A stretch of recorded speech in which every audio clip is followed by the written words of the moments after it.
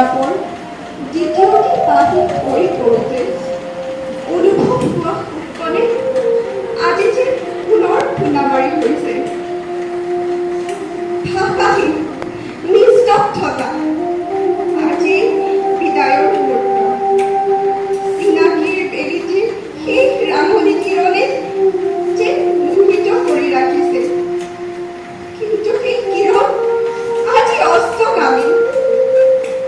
বিগত দুটি বেলি একেলগে কটোৱা এই পৰিভ্ৰমী চৰাইজাকৰ পুনৰ অন্য দেশলৈ বুলি আখি মেলি উৰাৰ সময় হ'ল।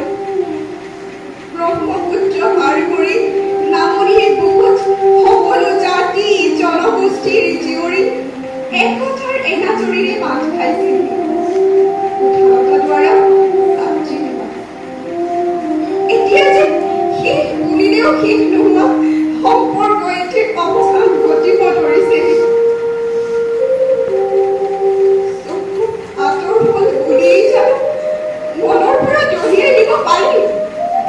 সম্পৰ্কবোৰক জানো অৱহেলিত কৰিব পাৰি? এই স্মৃতিবোৰেই নহয় জানো সম্পৰ্ক ধৰি ৰখা মূল এনাজৰী।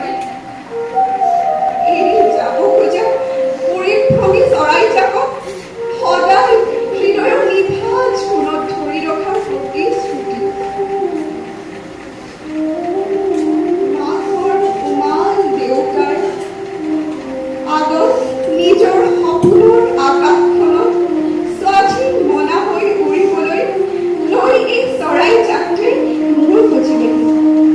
উজালতা দ্বাৰা ছাত্ৰী নিবাসৰ বাকৰি হোষ্টেলৰ আড্ডা হাই কাউণ্টৰবোৰে কিছু সময়ৰ বাবে ঘৰখনৰ আলাপকো যেন একাষৰীয়া কৰিছে। পিছে কয় নহয় জীৱনৰ প্ৰতি ফল অনুফল অনাগত জীৱনৰ সংগ্ৰামৰ প্ৰস্তুতি মাথোন। গতিকে সংগ্ৰামী জীৱনৰ কাৰণত এই ঘৰখনৰ আকুলতা হৃদয়ৰ এচুকত ৰামধেনু ৰহৰ দৰে সাঁচি ৰাখি ঘৰখনৰ পৰা বিদায় লোৱাৰ সন্ধিক্ষণ লাগিছে।